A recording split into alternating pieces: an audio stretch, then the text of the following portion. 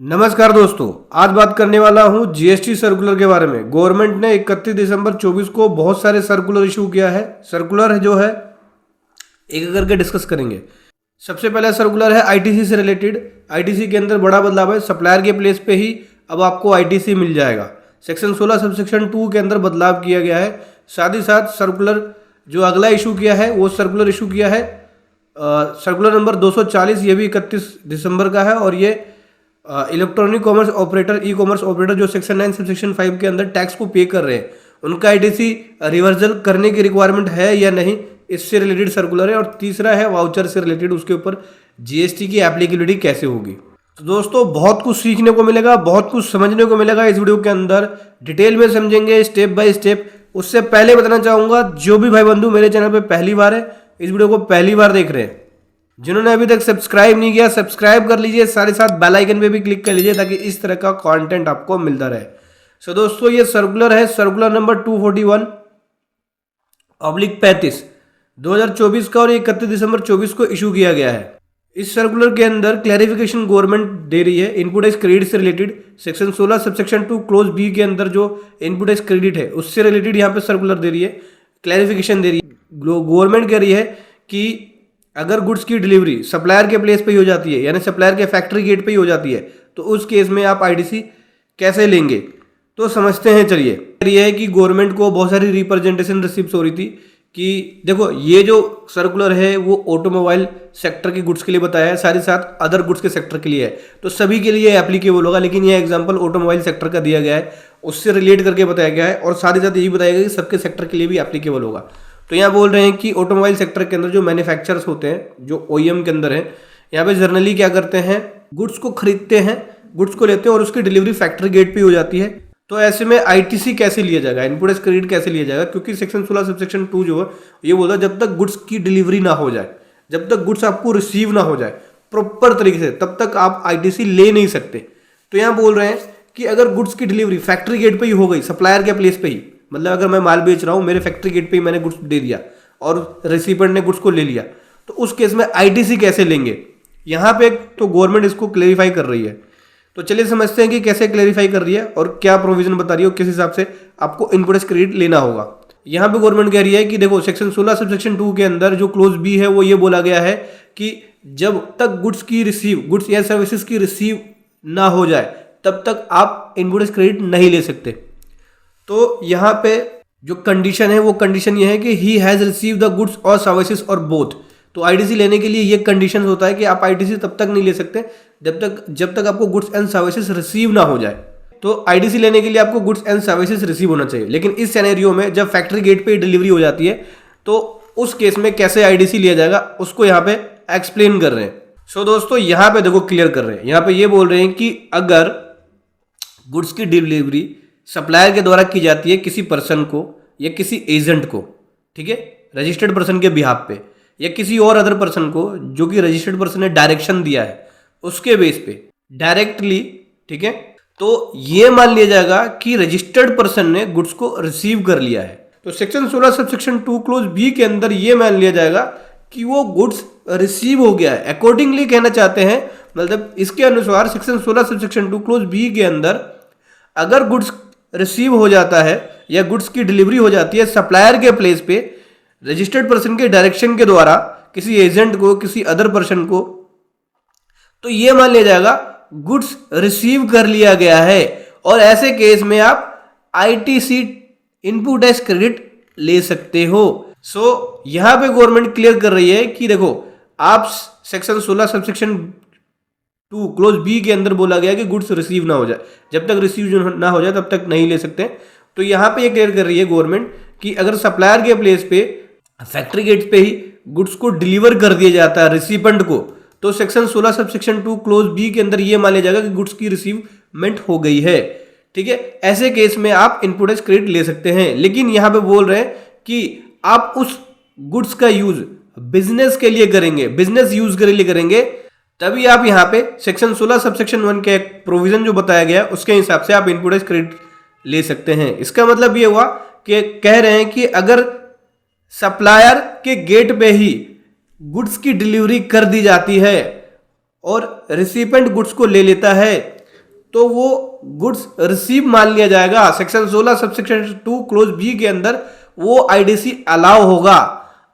उस केस में आप इनपुट एज क्रेडिट ले सकते हैं। बस सेक्शन 16 17 के बाकी जो कंडीशन है उसका आपको ध्यान रखना है। कौन कौन से कंडीशन? प्रॉपर आपके पास टैक्स इनवॉइस होना चाहिए, टैक्स पेइंग डॉक्यूमेंट होना चाहिए, सामने वाली पार्टी ने गवर्नमेंट को टैक्स पे करे, आपको गुड्स रिसीव होना चाहिए। जब फैक्ट्री गेट पे डिलीवरी हो गई तो आपको गुड्स रिसीव हो गया, ठीक है।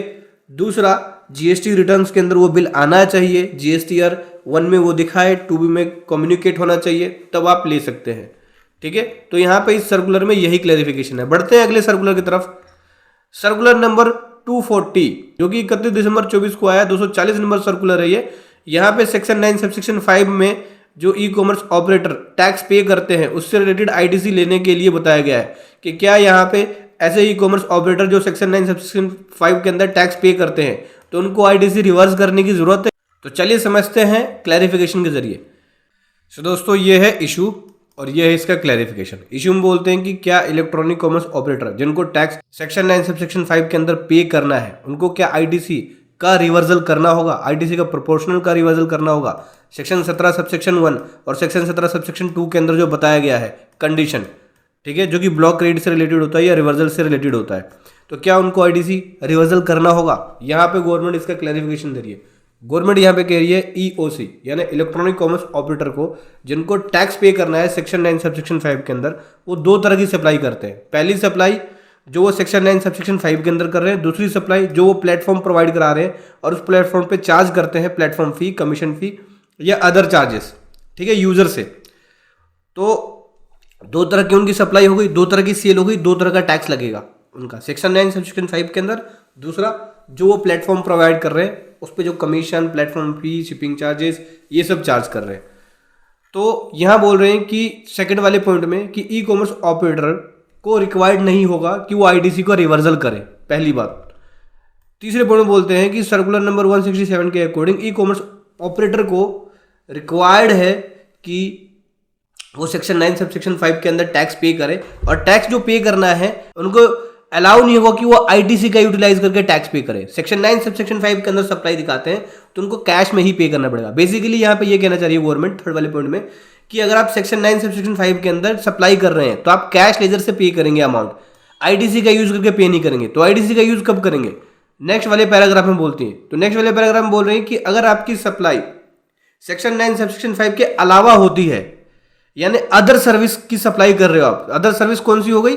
जो वो अपना प्लेटफॉर्म प्रोवाइड कराते हैं, उस पर कस्टमर आता है, यूजर आता है, अपने गुड्स को सेल करता है उनके प्लेटफॉर्म के थ्रू, फिर ई कॉमर्स ऑपरेटर उनसे पैसा चार्ज करती है कमीशन का, प्लेटफॉर्म फी का या अदर चार्जेस। तो जो ई कॉमर्स ऑपरेटर है उसकी ये एक सप्लाई बन गई, तो इस पे जो टैक्स बनेगा उसका यूटिलाइजेशन आप आईटीसी का करेंगे। यानी आईटीसी को इस तरह की सेल के लिए जो इस तरह की सेल पे जो टैक्स की लायबिलिटी बनेगी उसको यूटिलाइज करने के लिए आईडीसी का यूज करेंगे। लेकिन सेक्शन 9 सबसेक्शन 5 के अंदर अगर आपकी कोई लायबिलिटी बनती है तो उसको कैश लेजर में ही पे करेंगे। तो यहाँ पे कह रहे हैं कि आपको रिक्वायर्ड नहीं है कि आप आईटीसी का जो प्रोपोर्शनेट होता है इनपुट क्रेडिट वो रिवर्सल करना सेक्शन 17 सबसेक्शन 1 में और सेक्शन 17 सबसेक्शन 2 में, ठीक है, क्योंकि आपकी जो सप्लाई हो गई मिक्स सप्लाई हो गई सेक्शन 9 सबसेक्शन 5 के अंदर और अदर सप्लाई। तो आपको यहाँ पे आईडीसी का प्रोपोर्शनल रिक्वायर्ड, आप आईडीसी का जो प्रोपोर्शनेट होता है वो रिक्वायर्ड नहीं है कि वो आपको उसका रिवर्सल करना है, ठीक है। अब ऐसे में जो बहुत सारे शो कॉज नोटिस आ रहे थे वो आप इस सर्कुलर का बेस बना के आप डिफेंड कर सकते हैं अपने आप को, अपने डिमांड को डिफेंड कर सकते हैं और नोटिस को रोक सकते हैं, प्रॉपर रिप्लाई दे सकते हैं प्रोफेशनल तरीके से।